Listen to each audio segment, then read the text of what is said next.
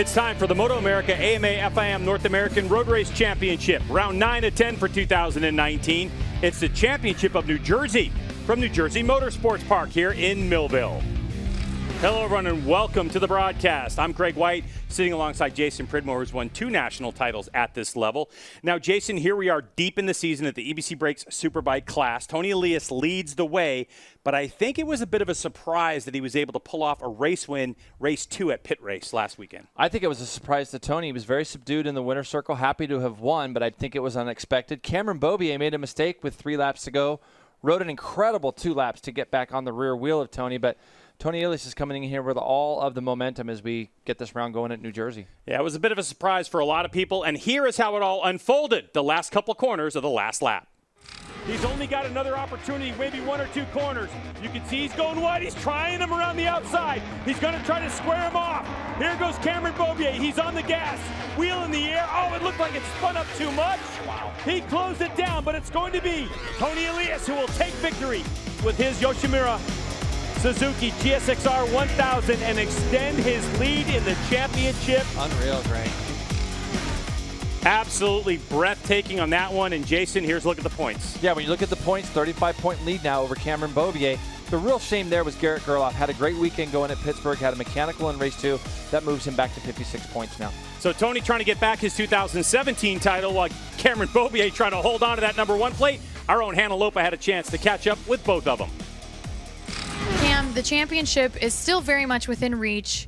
Obviously, in a perfect world, wins this weekend would be the ideal situation, but what specifically is the most important thing for you to focus on this weekend here in New Jersey in order to be successful? Well, there's a list of things. I think going into this weekend, yeah, there's still, still a chance for the title. But I don't even want to think about that. I need to take it race by race and just put my head down and try to leave everything on the track in every race. And I think, if that goes to plan, we might be able to fight our way back into it. The last race in Pittsburgh was good for us. We keep the distance. Was really important because we are getting closer to the end. But yeah, 35 points are still not enough to relax, so I don't want to think about the championship. Just go in, do my job, and let's see what happens. It's going to be so much fun watching these two race all the way to the very end of this season. All right, when we come back, Hannah Lopa takes us for a walk around the starting grid. You don't want to miss that.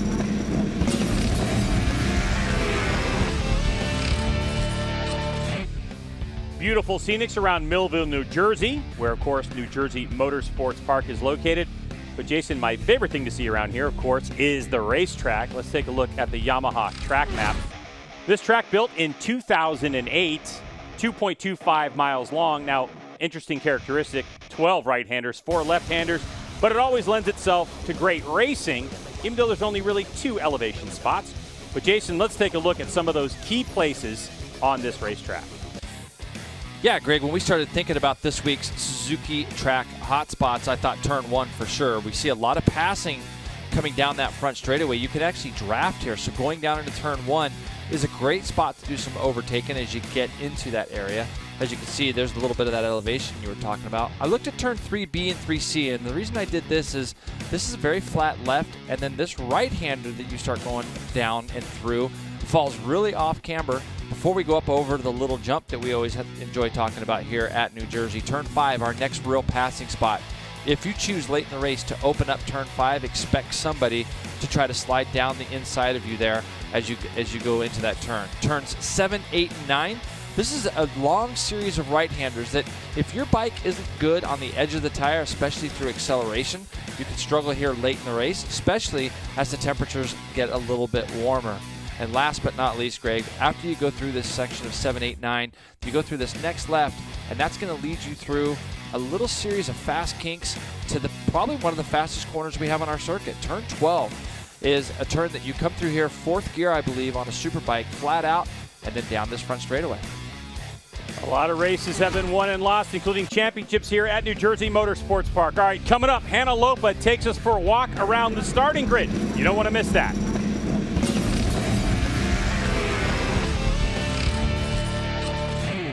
Jumping out of the saddle he goes. The 31, Garrett Gerloff, comes onto the front straightaway, uncontested. He'll come across the line and take his third EBC Brakes Superbike victory. He's going to try to square him off. Here goes Cameron Beaubier. He's on the gas. Wheel in the air. Oh, it looked like it spun up too much. Wow. He closed it down, but it's going to be Tony Elias who will take victory in race number 2 here at Pit Race.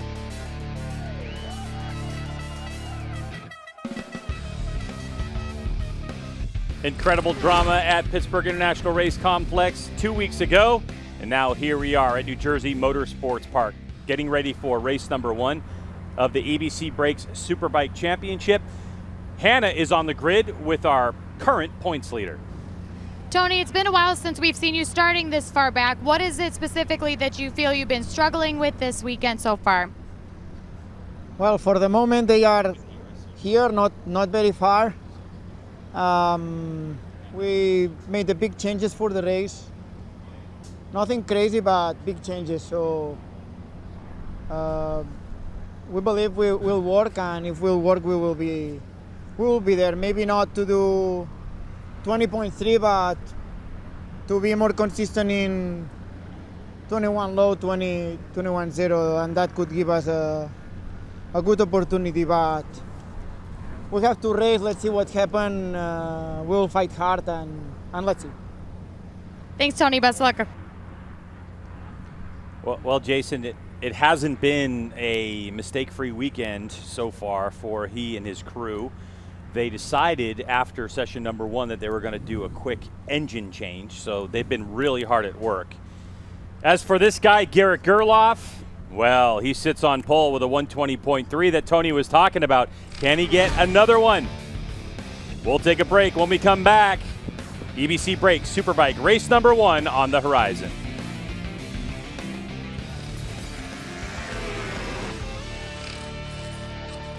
Grid starting to clear at New Jersey Motorsports Park in anticipation of EBC Brakes Superbike race number 1. Jason, let's take a look at the starting grid because Garrett Gerloff, a 120.323, and a new track record that breaks the one from 2017. Yeah, and he ran a bunch of lap times in the minute 20 range. Cameron Beaubier is going to sit second. Matthew Skoltz, really nice to see him up to third.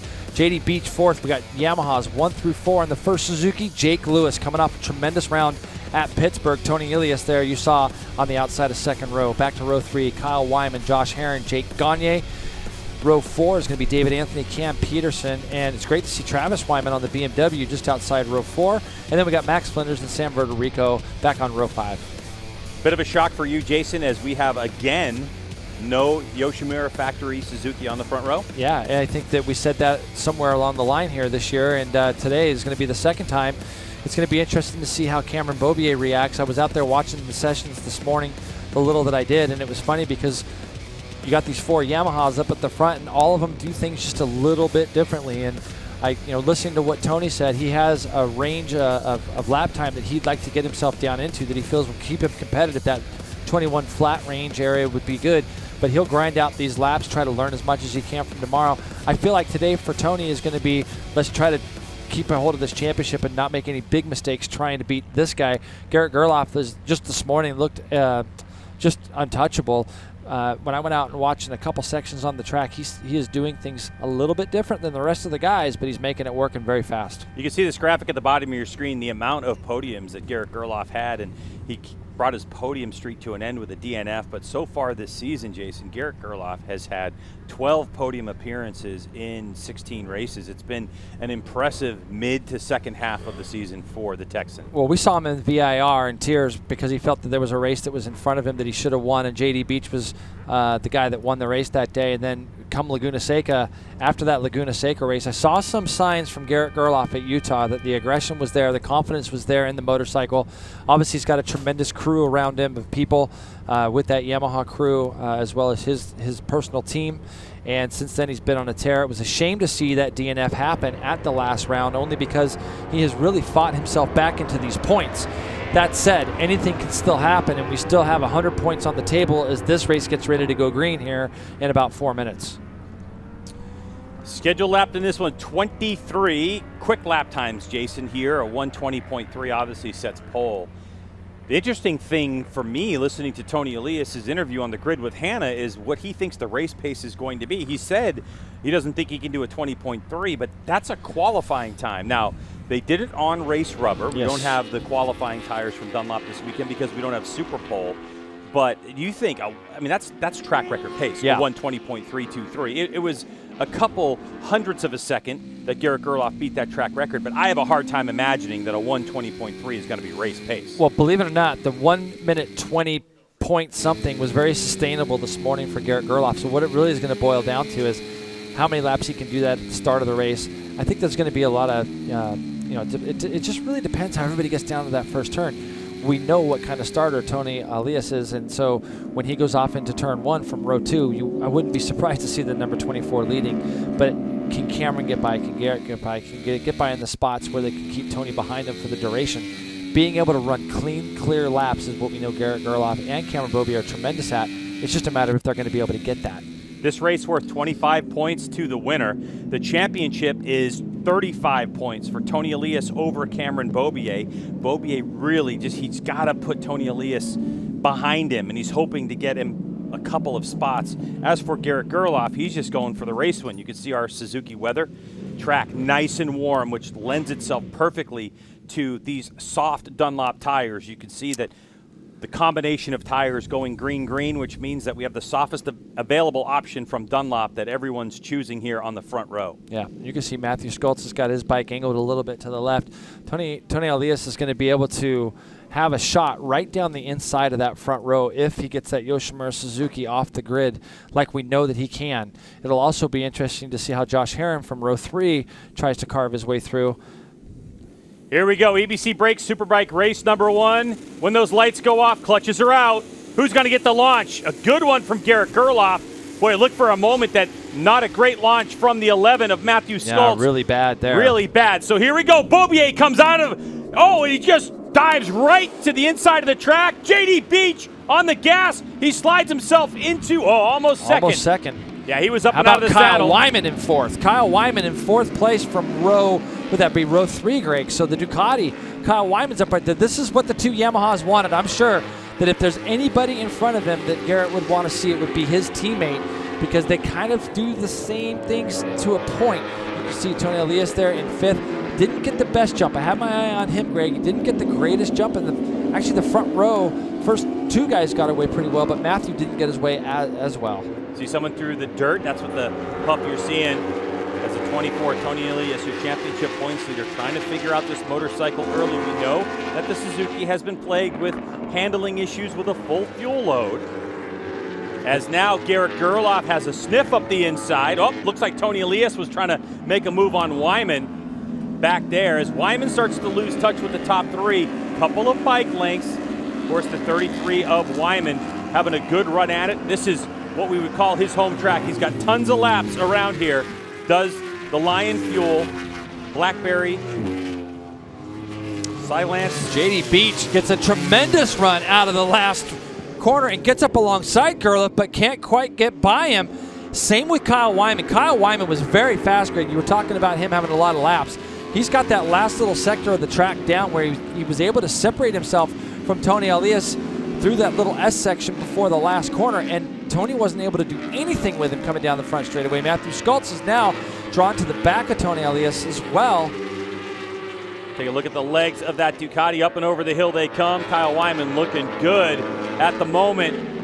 And Tony's going to go for it. Has to. Slams on the brakes, gets by Wyman. Now he's got some work to do. The bad start of Westby Racing's the number 11 there of Matthew Schultz, also trying to look around Kyle Wyman at the moment. Onboard camera out the back. You can see Tony Elias on the gas. Matthew looked like he was going to have a look down the inside, and he did. And he made that pass stick. You can see Josh Herron now is right up behind Kyle Wyman. So it's all kind of starting off right now. And both Tony Elias and Matthew Schultz can see this leading 3 getting away. Last time through, when they came out of that front straightaway, Greg, we saw JD Beach was able to get up alongside of Garrett Gerloff, but not been able to make the pass. Race is going on all over the place as we get close to the start-finish line. Cameron Beaubier comes across the line, but it's Garrett Gerloff who's got the fastest lap of the race, a 1:20.5. So just like Tony predicted, that pace tore it up front. J.D. Beach going along with them. Number 2, Josh Herron. Oh, as Skoltz gets up and out of the saddle for a moment, coming over the hill. And Tony Elias, number 24, your championship points leader, trying to reduce the amount of damage being done by Cameron Beaubier, his championship rival. Plus, we know Garrett Gerloff still mathematically in the mix as he's 56 points back. That was just, I mean, the start that Matthew Skoltz had was, I mean, was bad. It was, he kind of lined himself up to kind of shoot the bike towards the left, and it just came off a little bit, almost looked like the bike wanted to go a little bit sideways on him at the start. And but he was able to get the thing going, and obviously running 5th right now. These are the laps that Matthew's just got to work on grinding out these mid-race laps. He's got a guy in front of him, Tony Elias, that he knows cannot run the pace of these other Yamahas. It's the best we've seen out of J.D. Beach also in a while. I know that the attack crew made some changes after the first session this morning on that bike. So he's doing a really good job right now holding on to 3rd, and you can see now that Elias and Skoltz have broke away just a little bit from Josh Herron and Jake Lewis, who's also been able to get by Kyle Wyman, with Jake Gagne now trying to line up the Ducati right back there behind this bunch. So things starting to spread out as we will take a close look on these lap times, because Tony Elias, a 121.7, his best time, which was obviously last time by. So Tony losing another couple tenths of a second to J.D. Beach, 20.6, 20.7 for number 1 and number 31. These Monster Energy Yamalube Yamaha Factory Racing Yamaha R1s, the teammates going after it. Beaubier starting to get a little aggressive with the front end a corner ago. Well, this morning Garrett Gerloff, to be fair, looked a little bit better than Cameron in a lot of spots that I was able to go kind of look at. And you can see Gerloff has closed the gap down. One of those spots, Greg, that they do things a little bit different is going to be coming up here. And if you watch the left foot of Garrett Gerloff, both of them do their downshift here into 2nd, and you're going to see Gerloff, he actually short shifts right there. You see that short shift? That's back up into 3rd gear. So he's rolling this whole section, just carrying that roll speed through the middle of the turn. When he comes out of here, he does 1 upshift to 4th through this little section where a lot of the other riders are doing 2 to 3 different upshifts before they come onto this front straightaway. And you can see the run he gets out of that last corner. Garrett Gerloff in the draft of his teammate. Beaubier credited with the lead. Here goes Gerloff on the binders. Nope, he's not going to do it this time. You can see that motorcycle getting out of shape for Garrett Gerloff. That inside line. So Cameron Beaubier knows the pressure's on. He knows his teammates behind him. And he knows that Garrett Gerloff is on a great run of wins as of late. Only that DNF from the last race we were at, the only blemish on Garrett Gerloff's record, dating all the way back, Jason, to race number 5 of the season, which was VIR race number 1 when he started a podium streak. Really just coming into his own. And I love what J.D. Beach is doing right now on that Estenson Racing Attack Yamaha. He is hanging tough. J.D. has been struggling as of late with that motorcycle, with chatter, body position. The amount of changes being done on that motorcycle, incredible. I want you to look to the inside. You see where there's a silver part of the tank? That is a complete redesign. They had a cowling, a carbon fiber cowling that would mirror more of what the factory bikes have. They've taken that off. It now has a little bit more of a, I don't know. Allows him to get closer to the front of the bike, closer over the bike. Yep. You know, which is what he needs to control the front end of that motorcycle, and all the work that Richard Stamboli and that team are doing and paying off right now. As we have 1, 2, 3 Yamahas, Gerloff side by side. He goes for the lead on the binders. Is Beaubier gonna give it to him? He does for the moment. Gerloff a little wide. Beaubier trying to run up the inside, has position, and he'll take back the spot. Yeah, these two guys racing against each other. Cameron knows that his teammate's behind him. I don't think he knows that JD is there, because there's a whole haul of points that Cameron can make up. If the race can somehow finish this way, there's going to be a pretty big point. Was it 35 coming in, Greg? So, you know, he could make up a good 10 points or more if the race was to end now. But I think that these two guys behind, look at J.D. Beach, 20.7. That last lap by, he's run him consistently 20.7s the last 2 laps through. And look at the gap they've opened up over 4th place. J.D. Beach on a tear right now. Last time we saw J.D. on the podium, as weird as it is to say, it's not his rookie Superbike season, but it might as well be, because he hasn't been on a Superbike in so many years to this year. But the last time we saw him was a race win at Virginia International Raceway, all the way back in the 6th race of the season. So it's been a 10-race podium drought for J.D. Beach. Here you go, Greg. Garrett Gerloff slides himself up underneath Cameron Beaubier down into turn 1, runs it out just a little bit. Cameron squares him up and gets to the apex of turn 2 just in the nick of time. I feel that if Cameron probably thinks if Garrett leads that lap on his own, it's going to be hard to catch him, because we've seen what Garrett does when he's got clear track in front of him. That's really when he rides his best. Turn number 1 complete. Cameron Beaubier leads the way. Gerloff and JD Beach. And these two guys tied up together doing 21, that last time by 23.0, 22.2. So Tony Elias 23 flat that last time as he went through there, and they've separated themselves. I saw Jake Lewis go up the inside of Josh Herron down into turn 1 on that lap, on this last lap. Look at this battle up front with 17 laps to go in this one. Beaubier, your reigning national champion, trying to hold on and fight off the advancements of Tony Elias in the championship hunt on the racetrack, his own teammate, and a privateer Yamaha R1. Oh, Beaubier with a little slip of the rear wheel. This is another spot that I can see at Garrett's body position that he's kind of thinking of the notion of trying to go up underneath Cameron in that right-hander where it tightens up. But this is where he's got to worry about just getting the run. Now, Cameron comes out of there in second, pops a gear into third, then goes to fourth, and actually shifts to fifth just before he goes under this bridge here. And I was just over in that section this morning watching it, so there's two distinct differences between the bikes. And you can see Gerloff's got a great run again on the front straightaway. There he goes, Gerloff, a little pass earlier on. He'll go back to the front in turn number 1. See if he protects the inside line. Gerloff with just a little bit of movement on the bike. He'll hold it nice and tight. So Gerloff now leads out of turn number 2. He's got it for the moment. Now can Gerloff put his head down and start to gap Cam Beaubier. Yeah, he controlled his apex speed at 1 a lot more, Greg. That's why you saw the bike move around a little bit under acceleration. That kind of can tend to happen if you don't want to let the guy cut back up underneath you. You'll overslow the bike. When you pick the throttle up, it's a couple hundred RPM lower than where it normally would be, so you'll see the bike move around. But this is the sector, this end of Sector 2 into Sector 3 will be the spots that I'll be looking to see if Gerloff can open up any of this gap at all. So we're on board right now with Cameron Beaubier. And you can see he's going to roll all through here. They're going to come up this hill. Gerloff's going to go back to second gear. Right there, you can see him do his shift. And then as he comes out of here, he'll do a quick little short shift. And this is where his roll speed this morning was visibly a little bit quicker than the rest. Jason, the pace is so fast up front. You're talking about a 120.323 was pole position and a track record.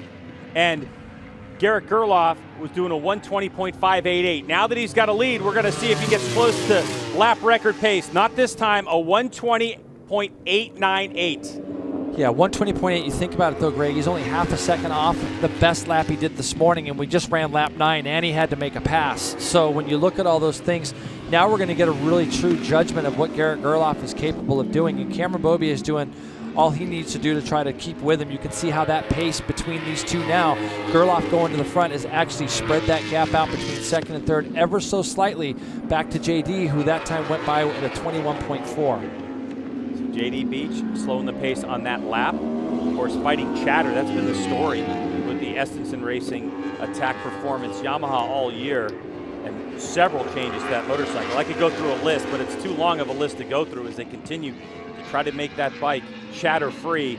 And so far, they think they've gotten on it, Jason. We talk about chatter. Why is it difficult to ride with chatter? Well, when a bike's chattering, it gives you the feeling that it's not going to be there for very long, meaning the front end of the bike, and you continuously have this vibration almost going through your hands. It doesn't give the rider a lot of confidence through the middle of a corner if you're fighting that chatter. It can even become worse as if you're trail braking into the corner, and as you're releasing it, the chatter can get worse.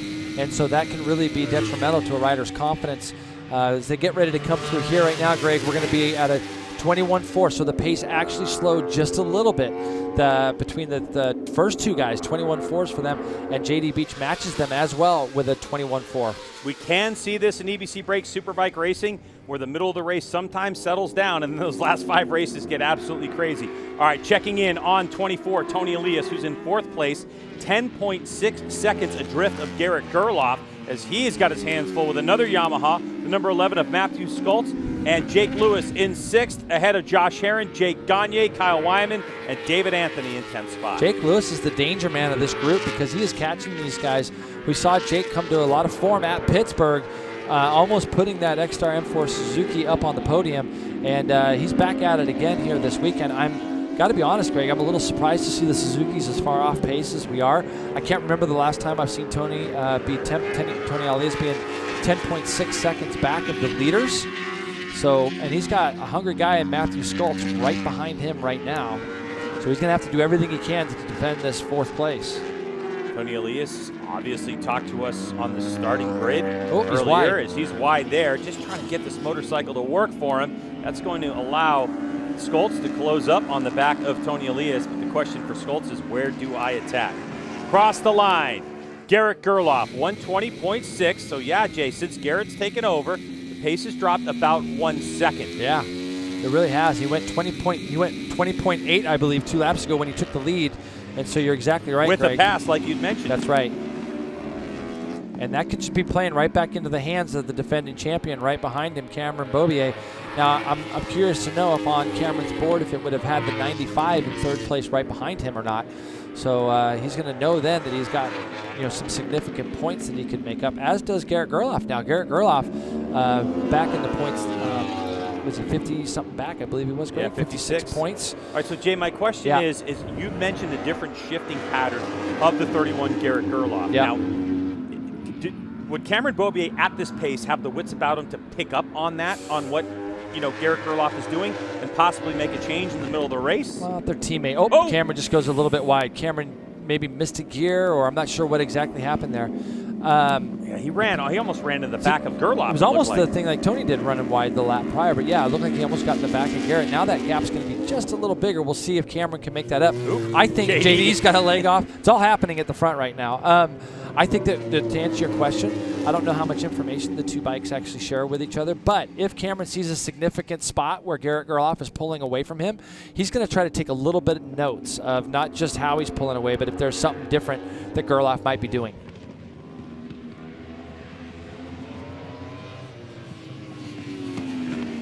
So Cameron Beaubier has got his work cut out for him. If he has anything left in the tank and can dip down back into that 20.6 range, he's got to do it now, because Gerloff, he'll get a pit board saying, hey, now you have a 0.7 of a second gap, and that's going to mean the race is going to play differently for the 31. So that one little miscue, it shows you just what it can do at this racetrack, as JD Beach seems to be holding on at this point, and he's been very consistent in the high 21s, but the race has kind of been going back and forth toward him.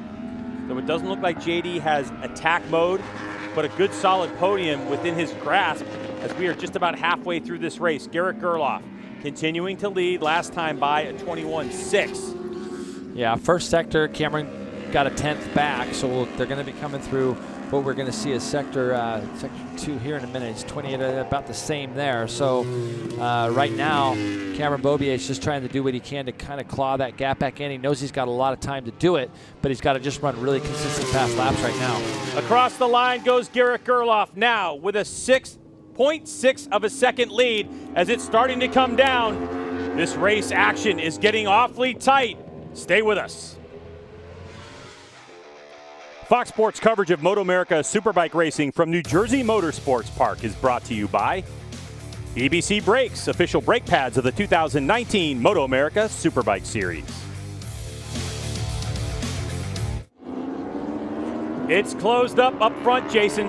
Yeah, exactly right, because we've seen what Cameron can do when he's following people. We saw it the last 2 laps at Pittsburgh in race 2, the tremendous laps that he ran.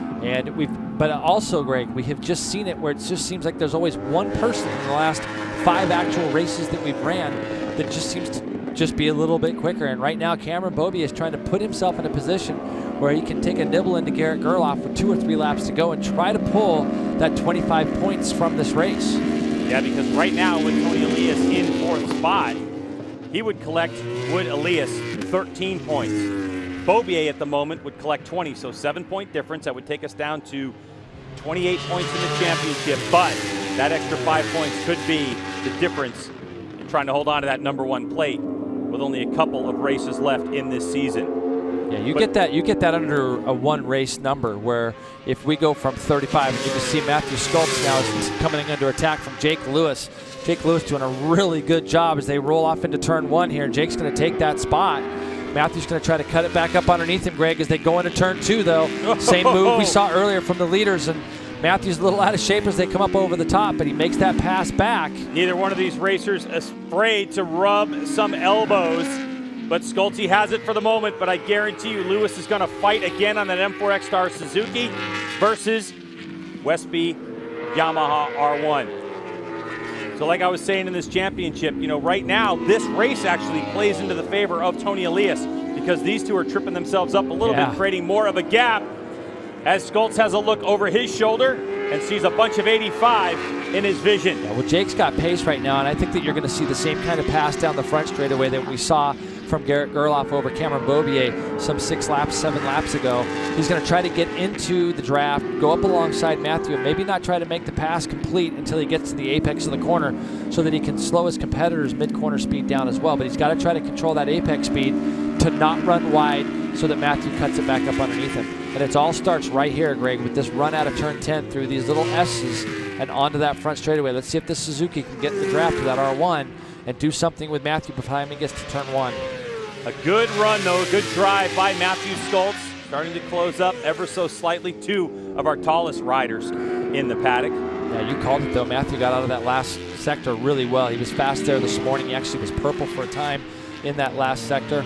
Comes up over the turn 2, looking nice and clean there for both of these riders. But the concern now is that there's 1.3 seconds between Tony Elias and Matthew Schulte back at the front. That was the battle for 5th. This is the battle for 1st. So Cam Beaubier's closed it down. It seems like he's got that pace. It was a 1/10 of a second last time by. Now some lap traffic in the way. It looks like Sam Puerto Rico on the 17.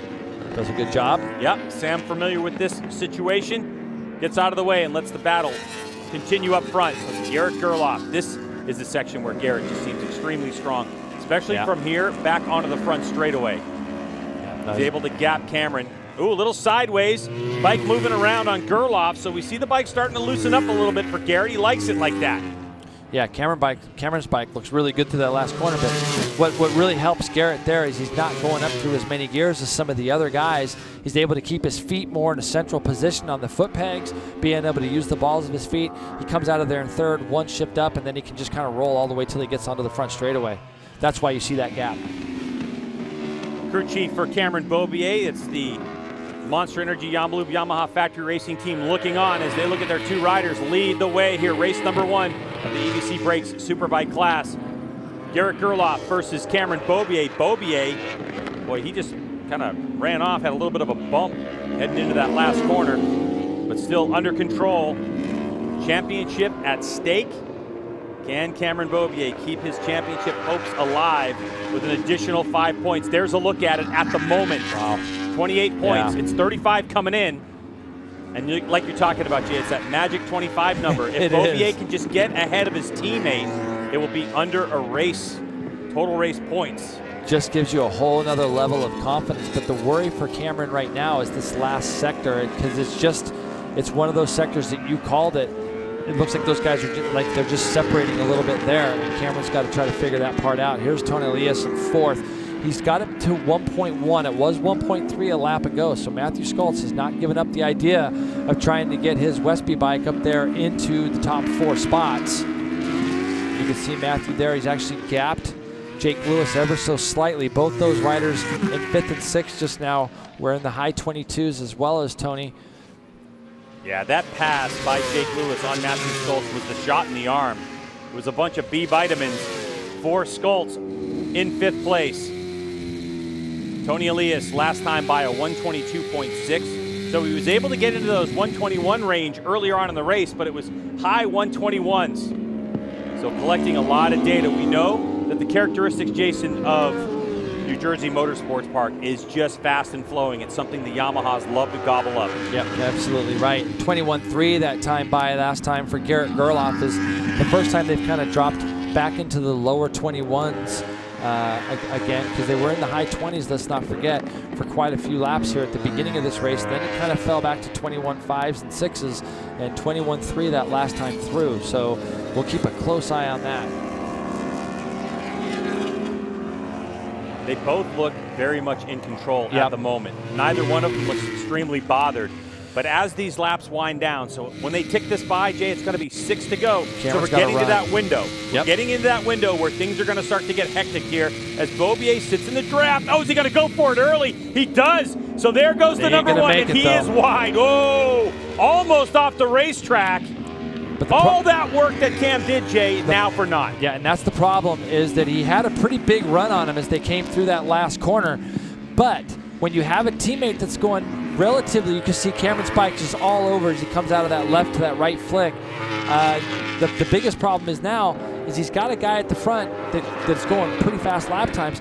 To close those tenths of a seconds now, what's he got, Greg? 6 laps to go, 7 laps. He still can do this. We've seen Cameron pull laps out amazingly in the past. Right, fastest lap of the race, last lap. But it's a lot of work now. It's a lot of work. It's a lot of work, and you're asking a lot on a very warm day here in New Jersey of these Dunlop tires.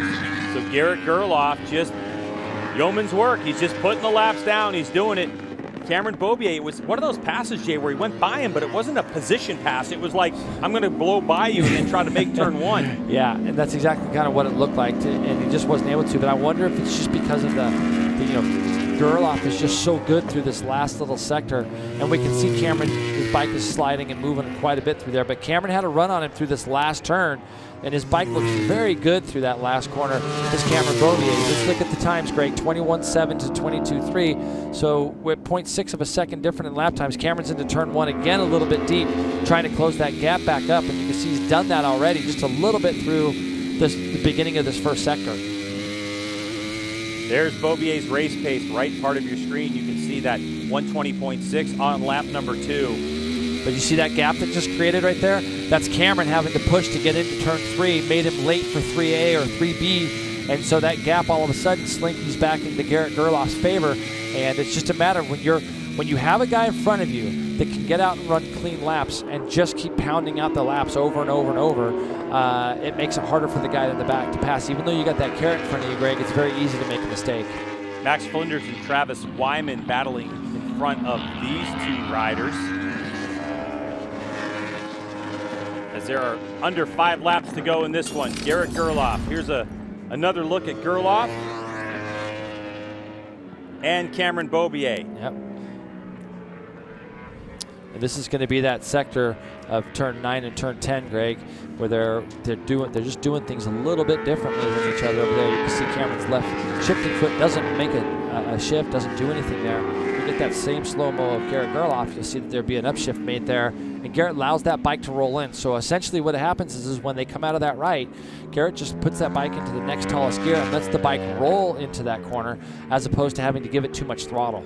You can see the flashing lights on Cameron Beaubier's leathers. That's an indication that the airbag, the air suit that's inside of his leathers, is actually armed and ready at a moment's notice.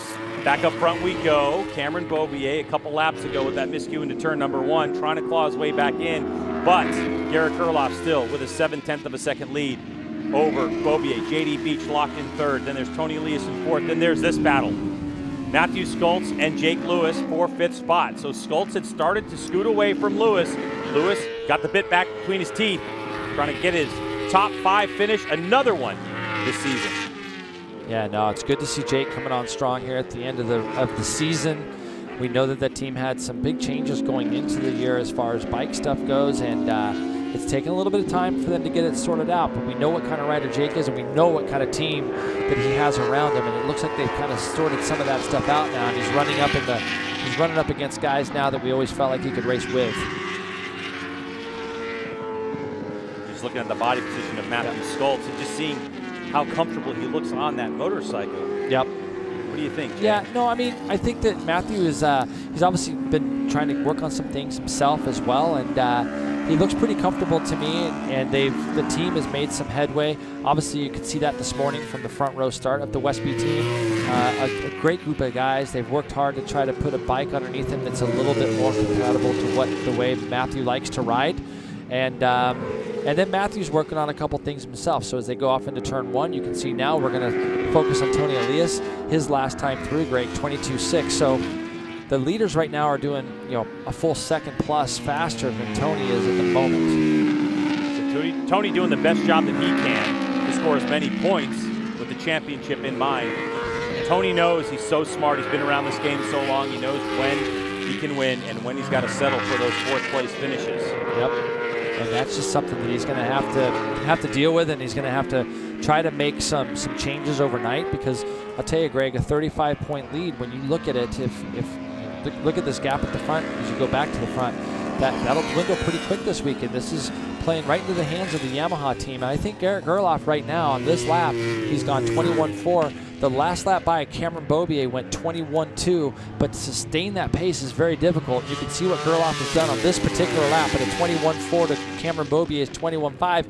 It's just very hard to catch back up, but I never give up on Cameron Beaubier. No, like, you can't. never. The guy's just, he pulls these magic laps out.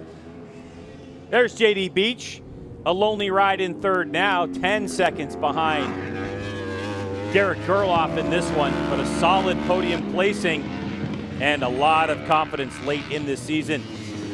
The rider has been doing double duty between American Flat Track here in MotoAmerica, concentrating on this series.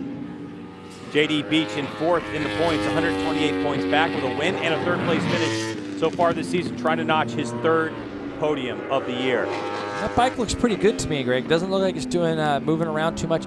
It sounded to me like they also made a gearing change from one session to the next. I'd have to confirm that with Richard and Will and the guys at Attack, but that's kind of what it sounded. It sounded like the bike maybe was a little bit easier for JD to ride that second session, and you can see that that's really made a difference for him, as he's separated himself pretty well from Tony Elias back there in fourth. This guy's here, they're both going to see the white flag when they come by, and I haven't seen that gap really close down that much, Greg, and you can see as Garrett Gerloff comes out onto the front straightaway, he's going to see that white flag. That'll be extra little bit of motivation. Cam Beaubier looking for another miracle run on the last lap of the race. We're on the final lap. The white flag flies. Cam Beaubier deep into turn number one, trying everything he can to close the gap on his teammate Garrett Gerloff. There is not a lot of racetrack left in this one. Even if Beaubier gets onto the back of Gerloff, the question would be, where could he attack? But there's so much at risk. If Beaubier does what he's been doing before, which is set the fastest lap of the race, trying to chase down his teammate, it could be disaster for the championship, Jay. Yeah, his bike is just sliding a little too much right now. When I can see Cameron, you can see his foot come off the peg. He's doing every single thing he can to run as hard as he can, and his teammate out front right now, I hate to say he's making it look kind of easy, but Gerloff just looks like he's on a rail, and Cameron's just asking so much out of his tire right now. It just looks like it's spinning just a bit too much for him, Greg, to close that gap.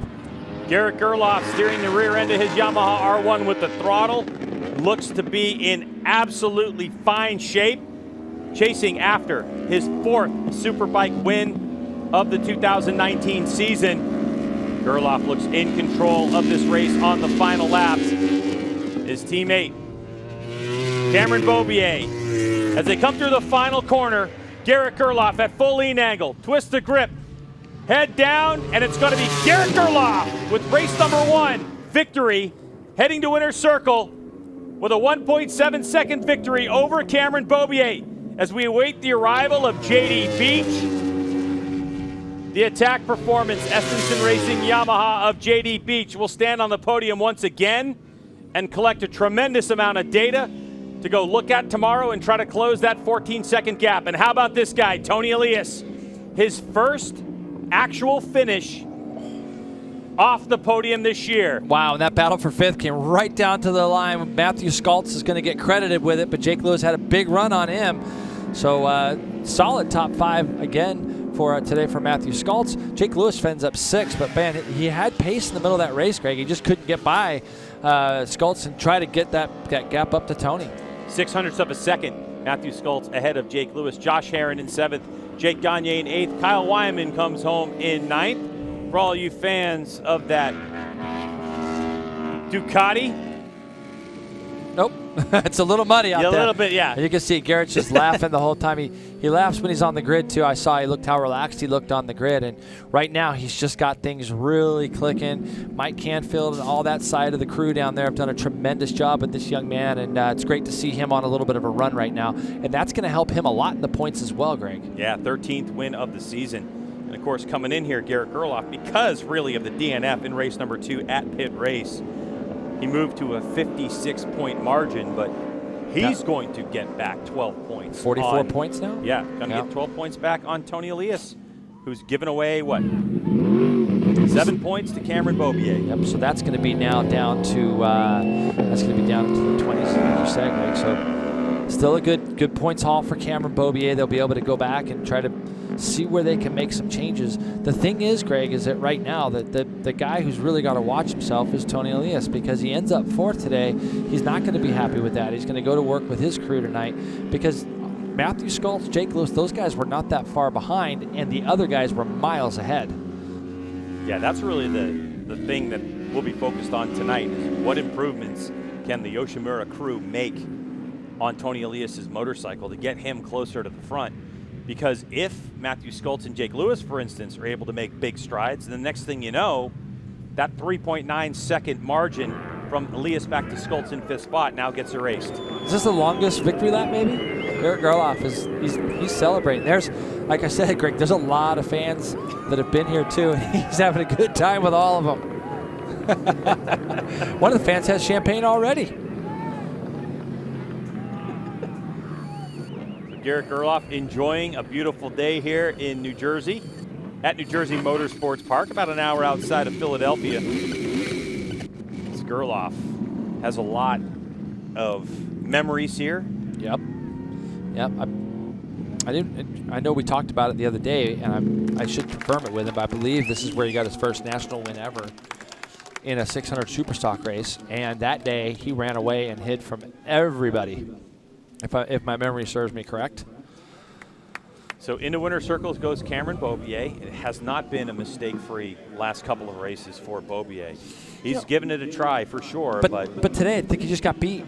I mean, honestly, I don't think that Cameron really did anything wrong. He rode clean, he rode hard, he did the best he could. But the race kind of panned out the way I saw qualifying going this morning, where it just looked like Garrett had 1 or 2 tenths in his pocket, it seemed, and it was just a little easier for him to do the lap times, it seemed. Oh, yeah, and if you look at the end of the race, the fastest lap of the race credited to Garrett Gerloff, your race winner, at a 1:20.588, where Cameron Beaubier did that 1/10 you're talking about, a 1:20.680. There were some moments, though, where Beaubier looked absolutely brilliant, made a mistake, clawed his way back, and then, of course, turn 1. And all the while, this guy right here was just hanging out doing his thing, just putting the laps down, and when Beaubier went by him, he just made sure he got back out front and controlled the pace. Exactly right. And just doing those, just like I always say, just grinding out those hard laps in the middle of the race where you got to just hit your points, watch your lap timer, watch your board, see what your crew are telling you, and then just planning your finish. And how about Garrett Gerloff, Jason? As we went into, when we were done with race number 1 at WeatherTech Raceway Laguna Seca,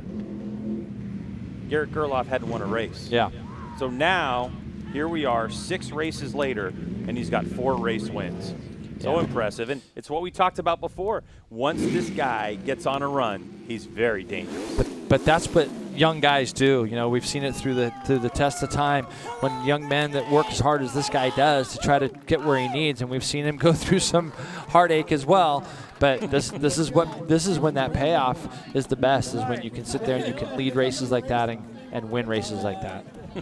Getting congratulations across the board from his team and Beaubier's side.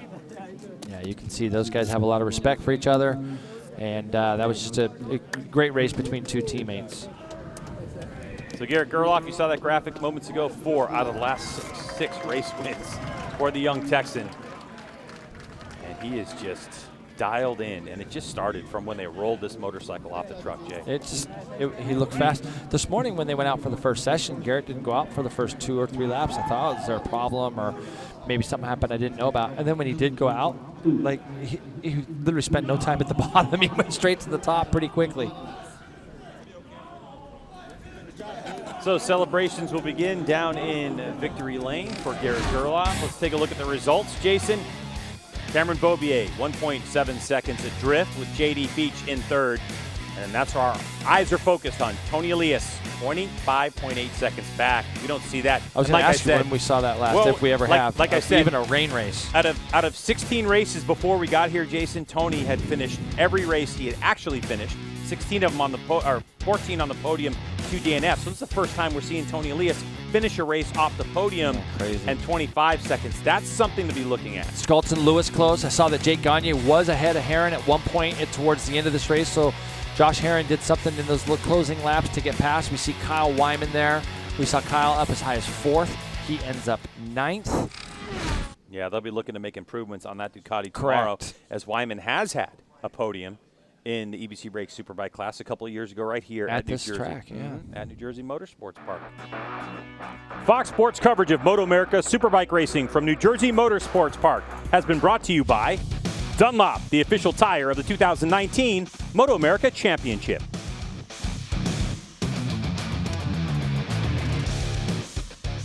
All right, so race number 1 in the books. Gerloff-Beaubier Beach. Tony Elias off the podium for the first time this season, Jason. Time to hit the panic button for them? No, not with Tony, because they're going to go back and they'll try to figure some stuff out. The problem is that gap. They got such a big gap to bridge, so it'll be interesting to see how they do that overnight. But third podium this season for JD Beach. He's with Hannah. JD, kind of a lonely race for you at the end there. What's the strategy when you're riding all alone like that? Yeah, you know, it's been a long time since I've been up there, and the first, I don't know, 10 laps or so, I was right there with Garrett and Cameron, and we're struggling a little bit with the bike, and so I was just trying to stay with them as long as I could, and with about, I don't know, 8 laps to go or so, then they really broke for me, so I was just kind of watching my lap time and just trying to do the same lap after lap, and you know, I mean, it just feels great to be back up here and to get all Yamahas up there is awesome. Thanks, JD. Congratulations. Yamaha sweep on the podium. Yeah, absolutely. And you heard him say that he was able to see those guys for the first 10 or 12 laps, and that's going to be something that they'll be able to take back with them. You can see the rippling of the bike as it went over the bumps there. But the thing is, Greg, is that, you know, with Richard Stamboli, that guy never rests, and they'll be trying to chip away at that tomorrow. What maybe JD was able to see that they can help him with to get through the later parts of that race. Yeah, one of the big changes they made on that bike is actually foot peg position. They were able to get a little bit higher and move it forward when they made that change to the tank that I talked about earlier. Changing his body position, they're trying to get JD more comfortable to move around on that bike and to get his head, the positioning, a little bit further over the front. All right, so Cameron Beaubier gave it a good try on this one, but he finishes second. He's with Hannah. Cam, obviously you wanted those 5 extra points for first place. You wanted to pass your teammate, but you also wanted to maintain finishing in a position ahead of your championship rival. How do you balance the risk and reward there? Yeah, it's tough. You know, I mean, every time I get on the track, I want to win. I want to be first in the practices and all that. But hats off to my teammate Garrett. He rode so good in that race. He had a little pace on us in practice. But I felt really good. Like, we made a couple changes going into the race, and early on, I felt really good on my bike. And then I started running into little troubles, you know, here and there.